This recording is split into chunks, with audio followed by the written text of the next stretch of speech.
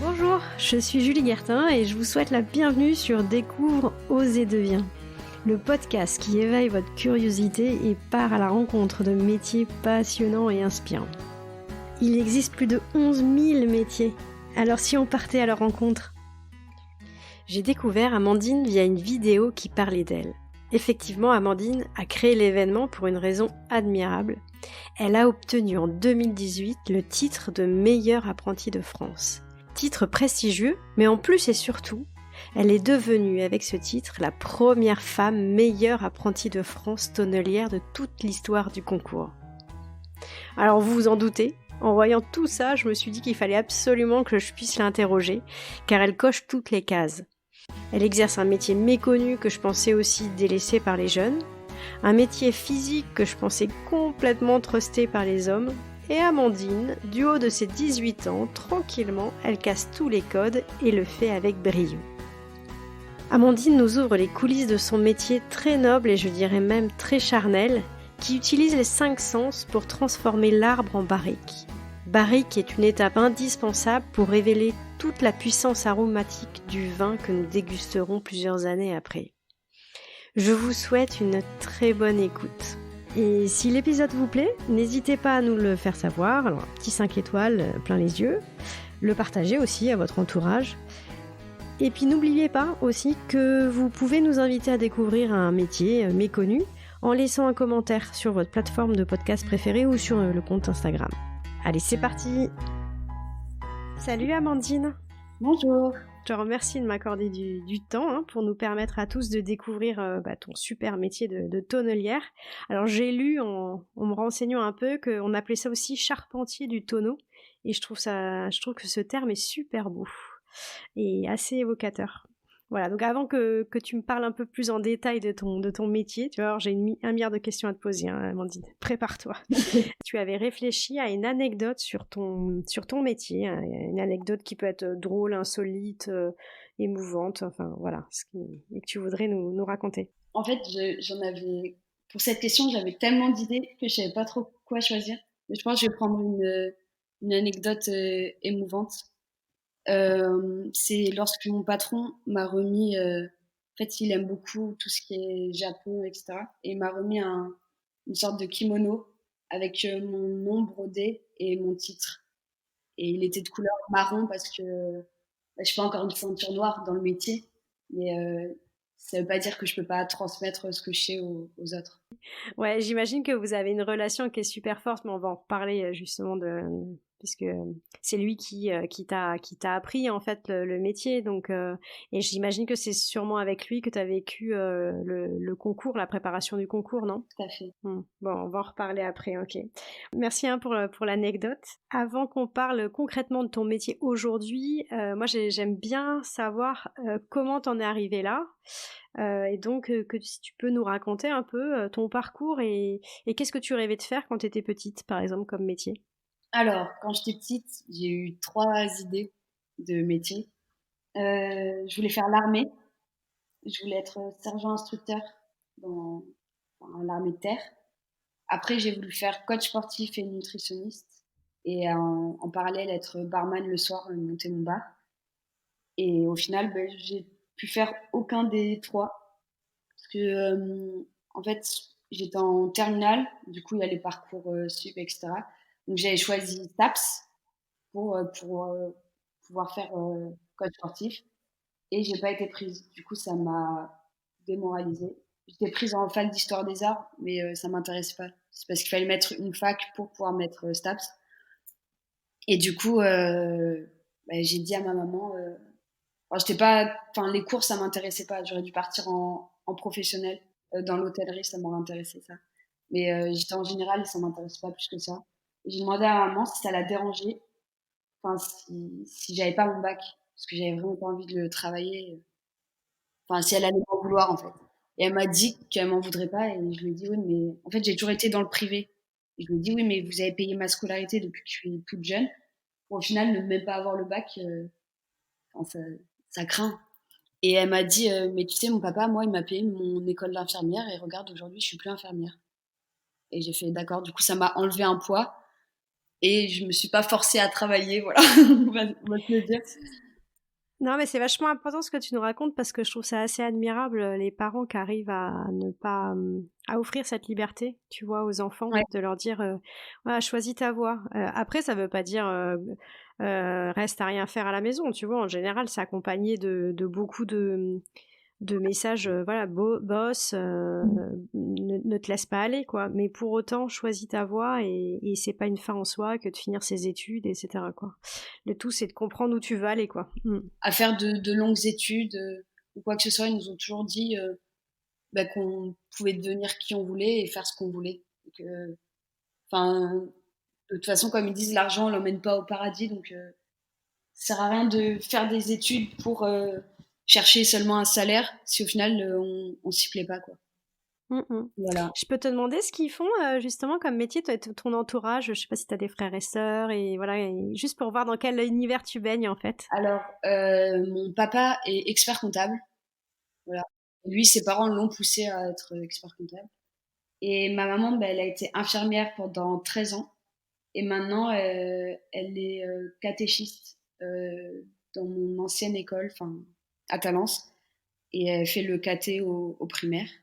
Après, j'ai une grande sœur qui a 24 ans, qui est mariée, qui vit avec son mari à Libourne. Et elle est en études, enfin, elle est en formation pour être professeur des écoles. Et après, j'ai un petit frère qui est maintenant une petite sœur et qui est drag queen, voilà, qui est plus dans l'art, voilà. Ah, alors ça, mais c'est super comme invité ça. Oh là là là là, qu'est-ce que tu m'as pas dit là? C'est clair que je repars avec avec son nom, hein, avec ses Avec beaucoup de coordonnées. plaisir. En plus, je pensais à, à elle du coup pour, enfin la dernière question, mais voilà. Ouais. Et alors après, comment tu rebondis en fait? Ben, j'ai passé le bac que j'ai pas eu et je suis partie en vacances. C'est comme ça que j'ai rebondi. Et enfin, pendant les vacances, ma maman avait vu un article dans le journal qui disait qu'il y avait plus beaucoup de tonneliers en France, que c'était un métier en voie de perdition. Et elle m'en a parlé. Au début, j'étais un peu sceptique. Enfin, pour moi, j'allais partir, essayer de trouver une formation pour être barman ou dans le sport. Voilà, donc j'étais pas à fond directement. Puis après, les vacances sont passées et enfin, en revenant d'une semaine de vacances, j'ai dit à ma mère, oui, ben j'ai réfléchi. Et en fait, je veux bien faire ça parce que j'ai fait du scoutisme pendant longtemps et j'ai toujours aimé le contact avec le bois.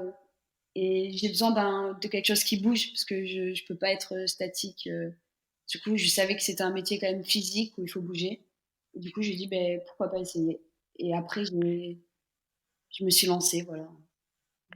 Et alors après, comment t'as dit bon chouette j'y vais, mais vraiment t'as dit comme ça ou tu t'es dit bon attends on y va prudemment, je vais d'abord aller rencontrer des gens pour voir un peu ce qu'ils font, pour en savoir un peu plus avant de t'engager ou pas? Ben, une semaine, non peut-être deux, je sais plus exactement. Avant d'avoir le rendez-vous avec le directeur de l'école de tonnellerie, ben, je me suis dit bon, il faut peut-être que je trouve une entreprise pour faire mon apprentissage. Donc j'ai fait les deux entreprises les plus proches de chez moi. Et la première entreprise, ils m'ont dit qu'ils avaient déjà un apprenti. Et ils étaient déjà un peu surpris de voir une fille quand même. Et après, je suis arrivée à la tonnerie bordelaise où je travaille actuellement. Et donc j'ai dit que je cherchais un maître d'apprentissage. Et mon patron m'a dit, te lance pas dans quelque chose que tu connais pas. Viens faire une semaine de stage. Et en fonction, si au bout de cette semaine de stage, tu vois que ça te plaît et que ça te donne envie, ben là, tu t'inscriras. Et du coup, c'est ce que j'ai fait.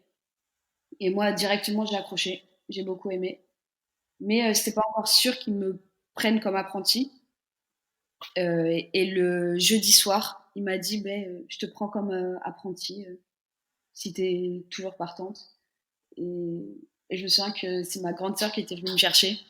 Et dans la voiture, j'avais les larmes aux yeux. J'étais en mode, ouh, il m'a pris comme apprenti et tout. J'étais soulagée d'avoir trouvé un patron et en même temps, ben, je voyais que cette entreprise, enfin, elle allait me correspondre. Et alors une petite question justement, Alors, tu disais que forcément ta maman, elle a bien réagi puisque c'est elle qui t'a soufflé l'idée. Les autres personnes de ton entourage, ils ont réagi comment?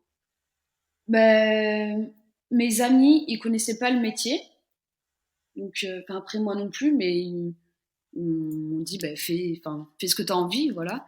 Et après, au niveau de ma famille, je sais j'avais un arrière-grand-père, quelque chose comme ça, du côté de mon père qui était tonnelier.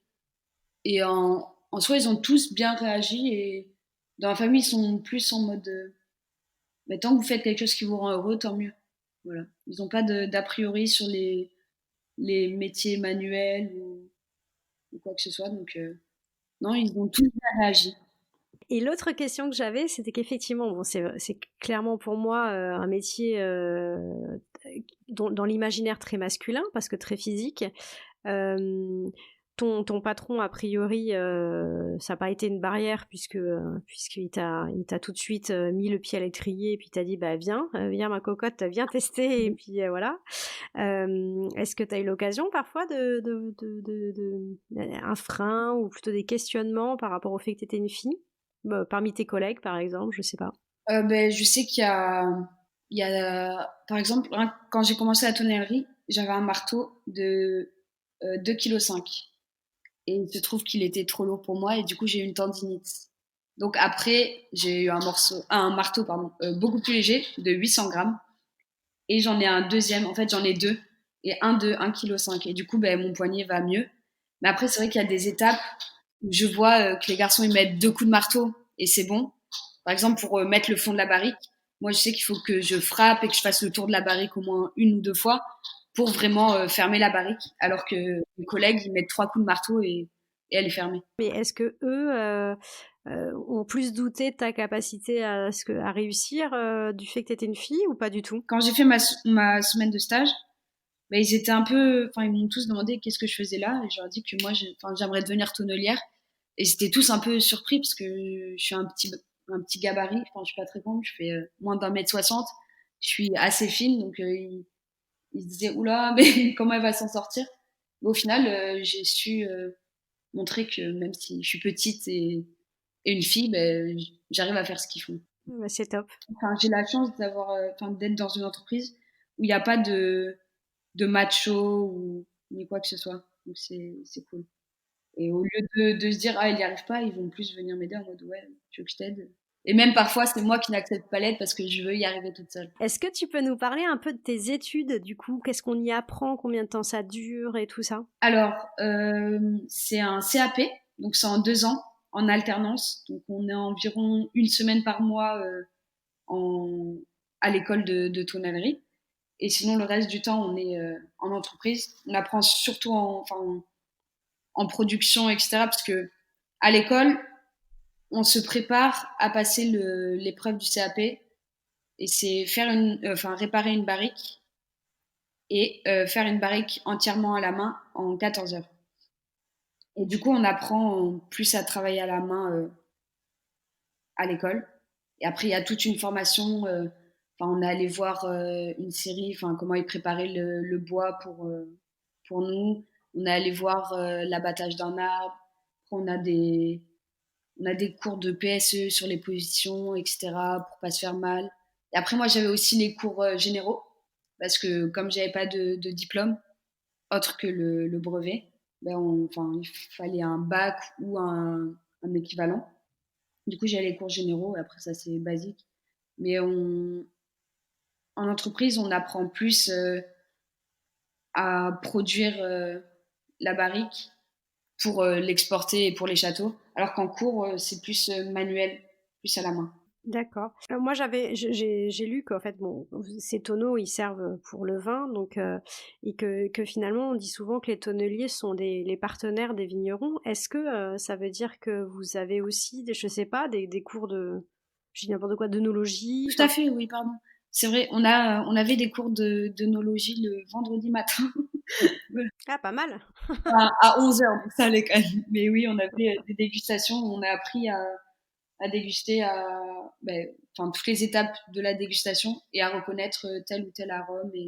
Et autre question, je ne sais pas si vous utilisez différentes essences de bois, mais est-ce que ça fait partie des choses que vous apprenez aussi, c'est-à-dire quel type de bois utiliser, comment un bois pousse, enfin j'en sais rien, comment il se conserve? Oui, on a appris toutes les techniques de séchage des bois pour après, qu'on utilise nous.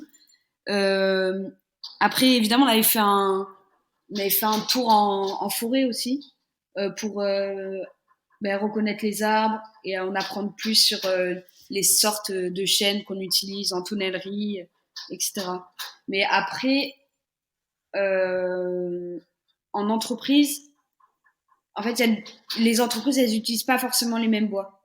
Nous, on n'utilise que du chêne français, essentiellement du chêne Cécile. Et après, on utilise de l'acacia aussi. Et je suis désolée, mon cochon d'Inde, il n'arrête pas de boire. Mais, mais dans 2 secondes, c'est mon chat qui va faire du bruit, t'inquiète pas. Il y a, il y a aucun souci, t'inquiète pas. Ok. Est-ce qu'il y avait d'autres cours ou d'autres, tu vois, d'autres types de formations que tu as pu suivre ou est-ce que dans le cadre de l'apprentissage en ta tonnellerie, il se passait des choses un peu spécifiques ou pas? On apprenait aussi, en cours, mais je l'ai surtout appris à la tonnellerie, à lier. C'est les barriques bordelaises tradition, vraies. Elles ont des cercles en châtaignier liés à l'osier. C'est-à-dire, parce que pour moi, les tonneaux, en fait, tu relis attends, j'ai pas les termes, hein, mais tu sais, les grandes lattes, là, Oui, tu les relis avec un cercle en métal. oui, c'est ça. Et- D'accord. Mais là, non, là, c'est plus un aspect décoratif. Je t'enverrai une photo si tu veux, tu verras. Mais c'est plus, oui, c'est un peu féminin, on va dire. C'est enjoliver la barrique. Voilà. Alors, à l'époque, ça servait vraiment, c'était pour éviter d'abîmer chaque latte de bois, justement. Ça s'appelle une douelle. Et c'était pour éviter de les abîmer parce qu'ils les roulaient pas debout, mais ils les roulaient au sol. Et du coup, les cercles permettaient d'abîmer le cercle et pas la barrique en elle-même, parce que ça coûte moins cher de changer un cercle que de réparer une barrique. Voilà. Ah, intéressant, ça, je savais pas tout ça. Ok, ok, ok. Et est-ce que, bon, on va en parler tout à l'heure, mais donc du coup, il y a du métal. Est-ce que ça veut dire que tu dois aussi apprendre quelque part un peu à être forgeron ou pas? En fait, les cercles, on les reçoit faits avec des tailles différentes. Et après, c'est nous qui prenons la mesure et on vient mettre un rivet parce que chaque barrique n'a pas forcément le même gabarit, on va dire, enfin le même diamètre. Et du coup, après, c'est nous qui les faisons. Mais sinon, non, on fait pas trop de. D'accord, donc vous travaillez quand même majoritairement le bois et pas la partie métallique C'est ça. du tonneau, quoi. Ok, ok. Donc, tu as terminé tes études. À quel moment arrive la question du concours? Au tout début. Au tout début, ça faisait 2 mois à peu près que j'étais à la tonnellerie. Et c'est Didier, puisqu'il est aussi formateur à l'école de tonnellerie. Il en a parlé à absolument tous les apprentis que ce concours existait et si vous voulez y participer ou pas. Bon, je me souviens que j'avais dit, moi je veux bien participer, et il m'avait dit, oui, mais toi de toute façon t'as pas le choix, tu vas y participer. Et en vrai, il a raison parce que même si j'avais pas eu le titre, c'est hyper formateur, on apprend plein de choses. Et Et pourquoi à toi il avait dit ça? parce que c'était mon maître d'apprentissage. Donc il disait, toi dans tous les cas, tu, tu le feras, voilà. Ouais, en gros, son poulain, il fallait absolument que tu fasses le concours, quoi. D'accord. Mais donc, de toute façon, tu avais l'air volontaire. Toi, pourquoi tu avais envie de le passer, ce concours? Par curiosité, parce que le sujet m'intéressait. Et en plus, je savais que j'allais apprendre de nouvelles techniques pour réaliser ça. Et que si demain j'aimerais refaire cette pièce, je pourrais la refaire parce que j'ai le savoir maintenant. Ouais, c'est un accélérateur de formation, quoi. Oui, c'est ça un peu. Ok, comment ça se passe? Tu peux nous expliquer ce qui s'y passe? En combien de temps, par exemple, tu l'as préparé ce concours? Alors, c'est pas des concours en loge comme les Olympiades des métiers ou le concours des meilleurs apprentis de France au niveau cuisine, etc. Ça, c'est en loge généralement. Nous, on a un sujet qui arrive, qui tombe en octobre et on a jusqu'à avril pour le réaliser. Donc, on a le droit de le faire chez soi, à l'école ou en entreprise. Et donc, il y a des cotes avec plus ou moins 1 millimètre de marge. Enfin, il y a des critères. Et du coup, moi, je l'ai commencé 2 semaines avant de le rendre. Un peu au dernier moment. Voilà. C'est ça, on peut se le dire, on est d'accord. Et c'est pas moi qui ai choisi. Parce qu'en fait, j'avais des amis en formation qui, eux, avaient commencé depuis décembre. Et moi, je voyais les semaines passer, les mois passer.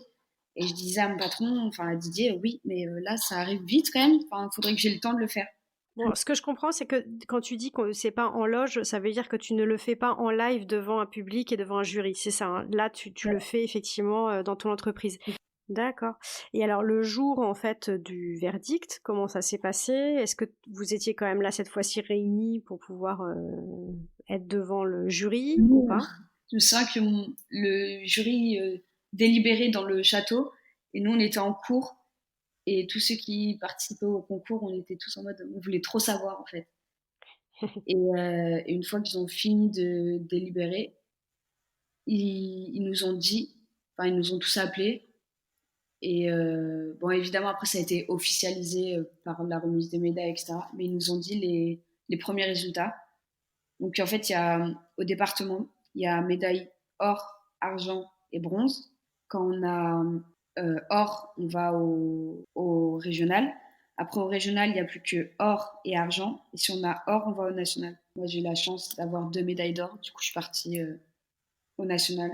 Et alors, attends, ça veut dire quoi partir au national? C'est-à-dire que ma pièce sera jugée par un autre jury et avec des critères plus stricts. Déjà, ta première réaction quand tu as eu la médaille d'or, tu devais être hyper contente quand même, non? C'est vrai. Non, en vrai, j'étais super contente. J'étais surprise et je me disais surtout, waouh, mes parents vont être fiers de moi. Et c'est surtout, en fait, c'était plus le regard de mes parents et de mon patron qui était important que la simple médaille. En soi, moi, le titre, quand on me demande mon métier, enfin, ce que je fais dans la vie, je dis que je suis tonnelière, mais jamais je vais dire oui, et je suis meilleure apprentie de France. Parce qu'en fait, pour moi, c'est pas que c'est pas important, loin de là, mais c'est plus important de le voir dans le regard de mon patron et de mes parents que de me vanter en mode oui, je suis la première femme meilleure apprentie de France. J'aime pas trop le dire. J'ai bien fait de le dire en intro alors. En fait, tu l'aurais pas dit toute seule, quoi. Donc Non. j'ai bien fait de le dire. Et tes autres, les autres candidats là qui étaient de la région, je sais pas s'ils savaient que tu t'y étais mis un mois ou 2 semaines avant, ils t'ont pas juste détesté ceux qui avaient commencé en décembre? Non, du tout. Parce que, enfin, ils auraient pu commencer avant ou après, ça aurait rien changé dans le sens où quand on fait un concours aussi, si on n'est pas bien soutenu et pas bien formé, ben on peut pas aller jusqu'au bout. Et moi, j'ai la chance d'avoir un patron aussi qui est meilleur ouvrier de France, qui sait ce qu'il fait et qui va, enfin, il me dit toujours, enfin, il m'a toujours dit ça, mais il nous pousse vers l'excellence. Donc, donc, on va dire que les personnes qui ont commencé en décembre et qui n'ont pas eu le titre de meilleur apprenti de France auraient pu avoir le titre s'ils avaient eu aussi le maître d'apprentissage qu'il fallait. Parce qu'un apprenti, c'est pas juste un apprenti, c'est vraiment un lien entre le maître d'apprentissage et son apprenti. Ok, alors est-ce que tu peux... Alors déjà, quel est ton poste là aujourd'hui là? Donc tu as fini ton apprentissage, est-ce que tu es salarié de la tonnellerie désormais? Oui, je suis ouvrière. D'accord. Ah bah alors justement, bonne question. Est-ce que tu peux nous décrire tous les postes qu'il y a dans une tonnellerie? Donc, la première étape, c'est on vient usiner le bois. Donc, on va le transformer en douelle. Chaque latte de bois s'appelle une douelle. Voilà. Donc, il y a des différentes tailles selon le litrage des barriques. Donc, ça va de 225 litres à 500 litres. Après, on va monter la barrique, ça s'appelle la mise en rose. Donc, dans un premier temps, on va l'établir. Et après, on va la monter. Nous, dans mon entreprise, on le fait à la main. Mais il y a beaucoup d'entreprises qui le font avec des machines. Donc, on la monte. Après, on arrive au cintrage. Donc, c'est là où on va venir fermer la barrique. Et donc, on va venir la cintrer. Donc, on fait un feu au milieu. On met un câble en bas de la barrique.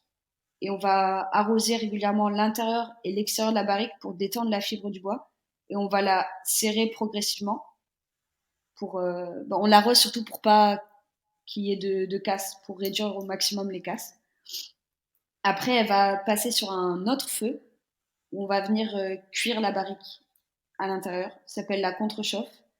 Donc il y a des chauffes plus ou moins fortes. Ça dépend en fait des souhaits des maîtres de chez. Parce qu'il y en a qui vont préférer des chauffes fortes pour certains rouges, etc. Et des chauffes plus douces pour les vins blancs. Après, il y a l'étape du rognage. Donc c'est là où on va faire, on va dire, l'encoche pour mettre le fond. Voilà. Après, en même temps, on va percer le trou de bonde, enfin, le trou de la barrique. Attends, le trou de bonde, c'est quoi? C'est le trou où tu peux ouvrir et puis verser un peu, enfin. Là où il y a le bouchon, la bonde. Après, on va venir prendre le point de la barrique euh, pour définir la taille du fond, parce que toutes les barriques n'ont pas forcément la même taille. Du coup, on va venir mettre le fond dans la tailleuse de fond. Elle va le couper. Et après, on va venir la foncer. Donc, on met de la pâte dans l'encoche qui s'appelle le jab. On met de la pâte naturelle. Enfin, c'est de l'eau et de la farine. Voilà. D'accord. Pour permettre l'étanchéité. Après, on va mettre de l'eau justement dans la barrique. Et on va mettre de l'air à l'intérieur pour tester l'étanchéité. Parce que parfois, c'est quand même une matière vivante, le bois. Donc, elle peut avoir des nœuds ou des défauts autres, comme elle peut être poreuse, fuir comme ça sans aucune raison. Du coup, on va vérifier qu'elle est bien étanche. Et après, on va enlever les cercles de bâtissure. Donc, depuis le début, depuis les premières étapes, là, on a mis des cercles. On les appelle cercles de bâtissure parce qu'ils servent à bâtir la barrique. Et c'est des gros cercles noirs bien épais, assez lourds. On les enlève et on vient mettre les cercles finaux. Donc c'est des cercles galvanisés. Enfin, ils sont en galva. Voilà. Et... Ce dont tu parlais où tu mets toi le rivet, quoi, c'est ça? Oui, exactement. Voilà. Et après, la barrique elle est aussi poncée, etc. Et après, elle est prête à être envoyée. On va la graver après, l'emballer. Et, voilà. Et la gravée du nom de la tonnellerie? Oui, donc on met le nom de la tonnellerie. La plupart du temps, il y a la chauffe de la barrique, l'origine du bois, c'est du centre-France ou voilà. Et ça dépend des châteaux. Il y en a qui veulent, d'autres qui ne le souhaitent pas. Mais on met parfois le logo du château.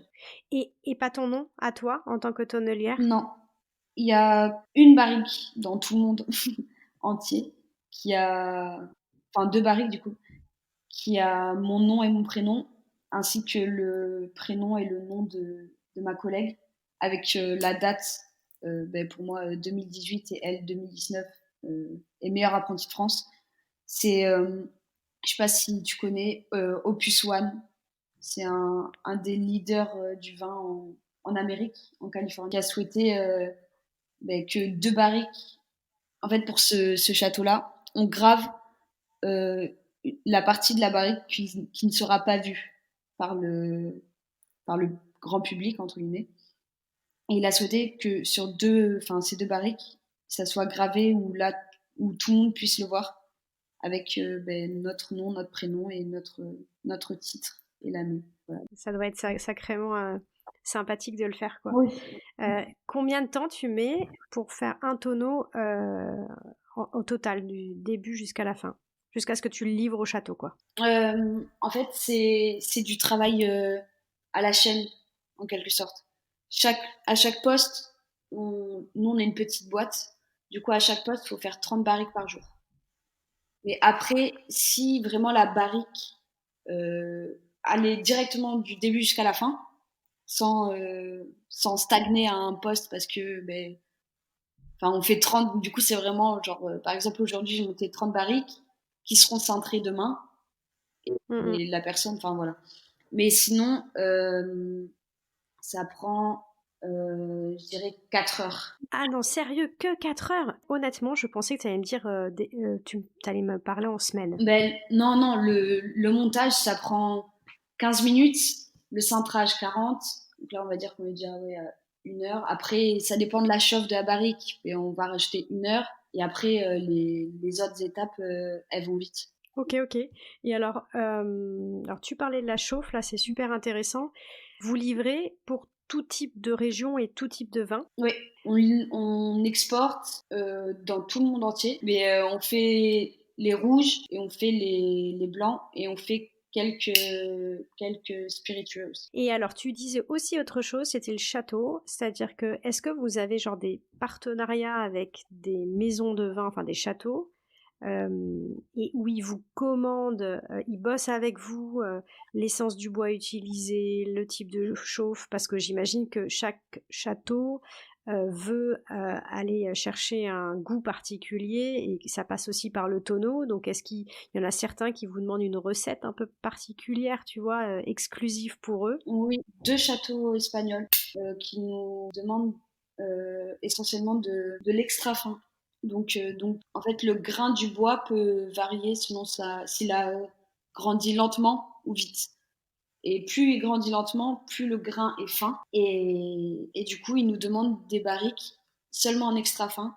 Et chaque année, à la période de Noël, ils viennent gratter à l'intérieur de la barrique sur une douelle pour faire des analyses par rapport à notre chauffe, par rapport au bois, etc.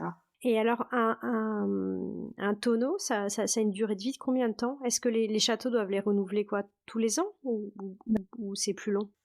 Généralement, ils les gardent environ 2 ans. Et après, ils les revendent pour des spiritueux. Parce que énormément de spiritueux sont élevés dans des barriques qui ont vu du vin. Voilà. Pourquoi? Parce que ça apporte un petit goût en plus à leur cognac, etc. Alors, une autre question, en fait, mais ça c'est plus global sur le secteur d'activité, en fait. Aujourd'hui, dans le secteur du vin, c'est encore majoritairement les tonneaux qui sont utilisés ou finalement c'est un marché qui est un peu en déclin parce que de plus en plus ils utilisent des cuves ou d'autres systèmes, tu vois? La plupart du temps, les vins qui sont mis en barrique ont été au préalable mis dans les cuves. Parce qu'il faut que la vinification se fasse. Et c'est très rare. Enfin, on a quelques clients, mais c'est très rare que les châteaux fassent des vinifications directement dans les barriques. Ouais, je comprends. Mais à l'inverse, est-ce que tous les vins finissent forcément par passer à un moment donné dans une barrique ou pas? Non, pas du tout. Il y a même des alternatives qui ont été créées. C'est des gros sacs remplis de copeaux de chauffe, enfin, avec des chauffes plus ou moins fortes. Et certains mettent directement les copeaux dans les cuves pour apporter ce côté tannique que peut apporter la barrique au vin sans pour autant le mettre dans une barrique. Mais ça apporte Ok. pas forcément moins de tanin parce que le contact bois-vin sera pas le même. Ouais, ouais. Donc le système du tonneau reste encore d'actualité. Surtout que à l'époque, au tout début, c'était utilisé vraiment enfin, pour transporter le vin de pays en pays. Mais maintenant, enfin, il a une autre fonction. Il apporte un goût au vin.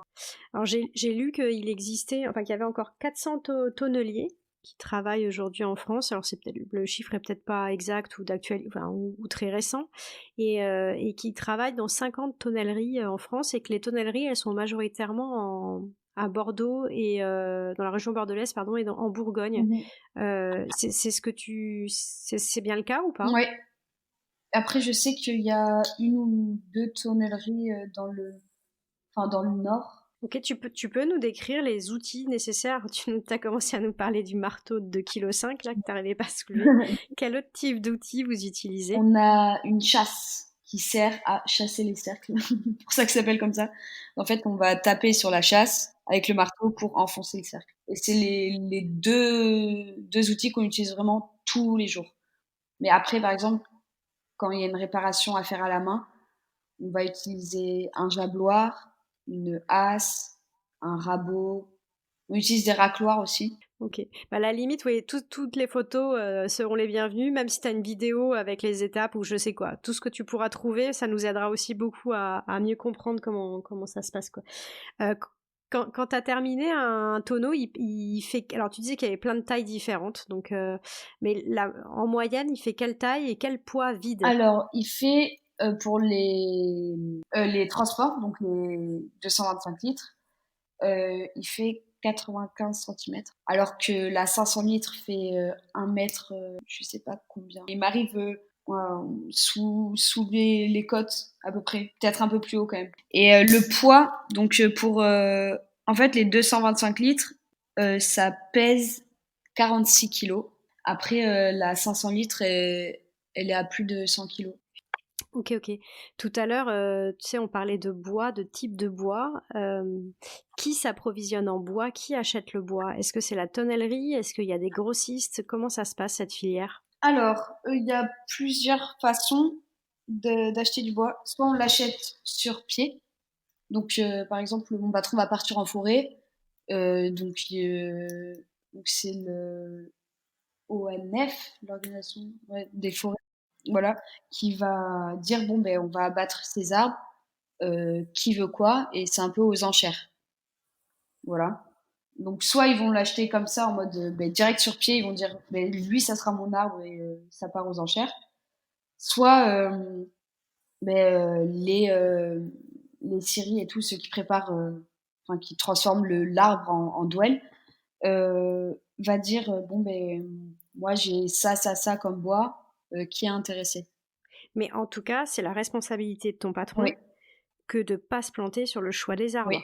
C'est-à-dire que la qualité de la barrique, c'est de sa responsabilité à lui, quoi. Parce que je te pose la question parce que je me demandais à quel point le château, qui était le client final, était partie prenante dans le choix aussi. Tu vois, est-ce qu'ils ont C'est aussi à mon patron de choisir, par exemple, s'il va dire j'ai besoin de 15 colis de troncés et de 3 de Châteauroux, c'est aussi à mon patron de savoir ce que ses clients voudraient comme bois, parce qu'en fait, ils choisissent pas que la chauffe, ils choisissent aussi la provenance du bois, parce qu'en fait, c'est comme sur tout, même sur les arbres, il y a un effet terroir. Donc, s'il vient de certaines forêts ou certaines forêts, ça va pas forcément apporter les mêmes arômes. Et du coup, c'est à lui de dire, OK, je sais que cette année, on va me demander tant de troncés, tant de châteauroux, etc. Mais le client, au final, lorsqu'il nous commande des barriques, il nous dit, je veux ça comme bois. Et, et voilà, enfin, on doit vraiment, enfin, il a vraiment ce poids en mode, s'il veut du troncé, on peut pas lui donner du châteauroux, ou s'il veut du grésine, on peut pas, voilà. Et c'est compliqué dans le sens où il faut qu'il puisse savoir, enfin, qu'il connaisse bien ses clients pour se dire, ok, on va plus me demander ça que ça. Ouais, pour pouvoir anticiper et acheter en avance le bois, quoi. Est-ce que le bois, il doit être conservé, tu vois, un peu genre maturé avant d'être utilisé Oui, sur les tonneaux? oui. Il, il a une maturation de 24 mois, Purée, donc ça, attends, ça veut dire que il doit anticiper de 2 ans les besoins de ses clients, en fait. à peu près, oui. Ouais, c'est énorme. Et alors, cette conservation ou cette maturation, qu'est-ce qu'on fait, en fait? Qu'est-ce qui s'y passe? Et c'est le tonnelier qui le fait, qui s'occupe de ça? Non, c'est les scieries. Donc en fait, ils vont faire une palette d'un mètre cube qu'ils vont laisser à l'air libre et ils vont l'arroser et ils vont laisser comme ça le bois sécher et en même temps pas sécher parce qu'ils l'arrosent. Enfin, Ok. Et pourquoi il l'arrose? C'est pourquoi l'attendrir? C'est quoi pour pas qu'il se craquelle ou j'en sais rien? c'est pour parce que c'est très tannique quand même et ça va permettre de faire sortir certains tanins qu'on voudra pas forcément. Je suis en train de me dire, ça existe j'ai dit un truc complètement débile, je pense, mais des goûteurs de bois. Enfin, tu vois, est-ce qu'il y a des gens qui sont super spécialisés sur l'odeur ou le goût d'un bois pour connaître les notes qu'il donnera après dans le tonneau? Ben, je sais que les maîtres de chez Par exemple, parfois, je sais que mon patron, lui, quand il va faire une barrique, il va sentir, il va dire: «OK, ça apportera ça au vin» et hem et chaque année, on fait une démonstration de tonnellerie, dans un château, enfin, pas très loin de l'entreprise et une année, on avait dit à ce château: «Oui, eh beh, on va monter une barrique là, 100 Vosges», donc du bois, enfin du bois qui vient de là-bas et il a dit: «Je pense qu'avec votre vin, ça pourra vraiment donner un truc bien». Du coup, on l'a faite, sur place, on l'a contrechauffée et cetera. On a dit: «Bon, on la finira à l'entreprise» parce qu'on avait toutes les machines pour. Mais il a dit: «Prends cette barrique, tu testes et tu me diras» et depuis, il nous achète, des barriques en Vosges parce qu'il se trouve que ça a vraiment apporté un truc en plus et heu et je pense pas qu'il y ait enfin, il n'y a pas de métier spécifique pour dire ok, ce bois, bam, il vient d'ici, ce bois, c'est du chêne Cécile, celui-là du chêne pédonculé. Non, je pense que c'est plus, c'est les maîtres de chez qui testent, qui vont demander du châteauroux, ils vont voir si ça passe pas trop. L'année d'après, ils vont demander autre chose. Et parfois, c'est mon patron de lui-même qui va dire, je te conseille ça parce que je sais qu'avec ton bien, ça ira, avec ton vin, pardon, ça ira bien. En fait, c'est vraiment des métiers qui sont quand même vachement imbriqués quand même, hein. Alors, tu vois, ça me fait penser à quelque chose, que ce soit dans le choix du bois ou si les techniques pour fabriquer un tonneau. J'ai lu qu'en fait, il y avait quand même tu vois, des petits secrets de maison, c'est-à-dire des petites façons de faire qu'on partage pas, qu'on Ouais, garde au sein d'une maison, parce que c'est un historique qu'on se transmet un peu de génération en génération, mais surtout qu'on n'officialise pas pour garder sa différence. Est-ce que tu le confirmes, ça? ouais, je confirme. On signe une clause de confidentialité. Il y a des choses qu'on peut pas dire. Génial, même sous la torture, quoi. C'est ça. Exactement. Les secrets, ils sont à toutes les étapes ou est-ce qu'il y a une étape ou deux qui sont particulières? Après, on va dire, on peut avoir des secrets qui nous sont propres aussi au sein de l'entreprise. Par exemple, des techniques pour réaliser, enfin, pour faire une étape d'une autre manière. En fait, mon patron il dit, il y a trois méthodes. Il y a la bonne, la mauvaise et la tienne. Et il a raison. Faut pas être fermé et apprendre qu'une seule méthode. Faut prendre un peu de tout ce qu'on nous dit et au final se créer sa méthode. OK, OK. Est-ce que vous travaillez toute l'année? Est-ce qu'il y a une saisonnalité? Tu vois, un moment où il y a un pic d'activité? Oui, il est en ce moment. Tu dis pas ça pour me mettre la pression parce que je t'empêche de bosser, c'est ça? Non, du tout.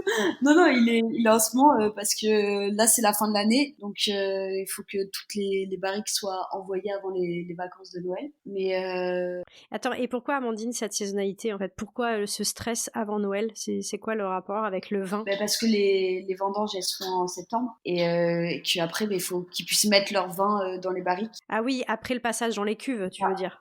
Du coup, faut que les barriques elles soient prêtes. Oui, et du coup, en plus, cette année, il se trouve que les vendanges ont été faites un peu plus tôt que prévu. Du coup, on a dû accélérer. Et en plus, avec les conditions actuelles, le corona, etc., c'était un peu le rush. Ouais, ouais, ouais, je veux bien croire. Est-ce qu'il y a une évolution dans le métier? Ou est-ce que vous travaillez comme les gens d'il y a 30 ans, 50, 100 ans? Non, il y a une évolution.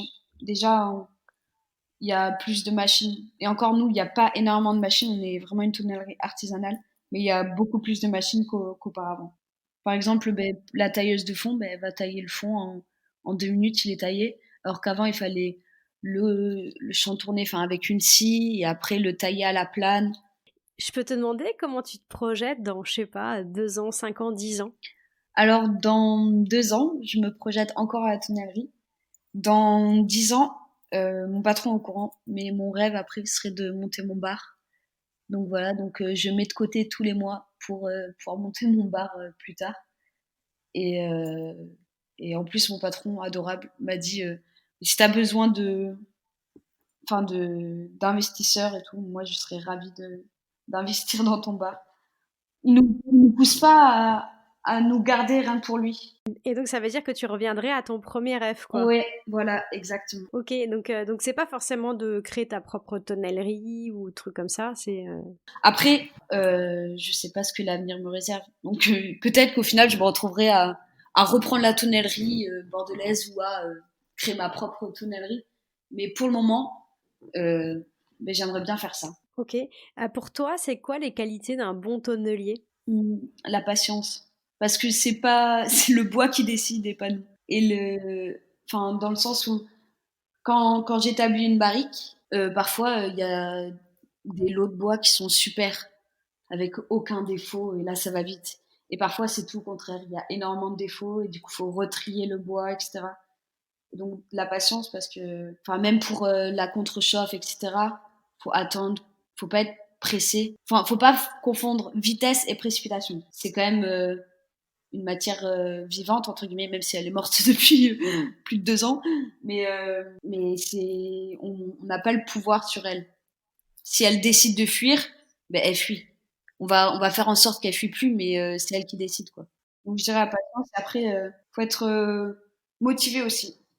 Faut avoir envie de bouger. Par rapport au fait que c'est un métier physique, tu veux dire? Il faut pas avoir peur de se salir, de toucher, de sentir, de voir. Comment on joue beaucoup avec les 5 sens. S'il y a des gens qui veulent faire ce métier-là, et tu leur donnerais quoi comme conseil? Foncez. Allez-y. Vraiment, faut essayer pour voir et pour comprendre. Parce que quand on voit une barrique, on se doute même pas de tout le travail qu'il y en a. On n'a même pas idée. Moi, quand j'ai commencé la tonnellerie, je savais même pas qu'on utilisait du feu. J'en avais aucune idée. Je pensais que les morceaux de bois, on les collait ensemble, alors que c'est juste grâce au feu, les fibres du bois vont se lier. Ça s'appelle le mariage d'ailleurs. Elles vont se lier entre elles et c'est ça qui va permettre l'étanchéité. Enfin, c'est un métier hyper. Moi, je trouve que c'est un métier qui est très noble. Ouais, souvent on dit ça, mais c'est surtout genre, enfin, improbable. Comment du bois peut retenir un liquide à l'intérieur. Quand on y pense, c'est quand même fou qu'un arbre puisse contenir du liquide. T'as raison. Et puis ce que je trouve aussi vachement beau, c'est que l'arbre, le bois, puisse se marier avec le raisin, enfin le jus, et en faire et donner du goût, quoi. Et ça, enfin voilà, ça donne des vins exceptionnels et vous participez à ça, quoi. Donc je pense que je peux comprendre qu'on puisse être fier de participer à la chaîne, quoi. Et surtout, je suis d'autant plus fière de faire ce métier parce que c'est un métier qui existe depuis des siècles. Et il est encore là aujourd'hui, il sera encore là demain. Tant qu'il y aura des arbres, il y aura des barriques.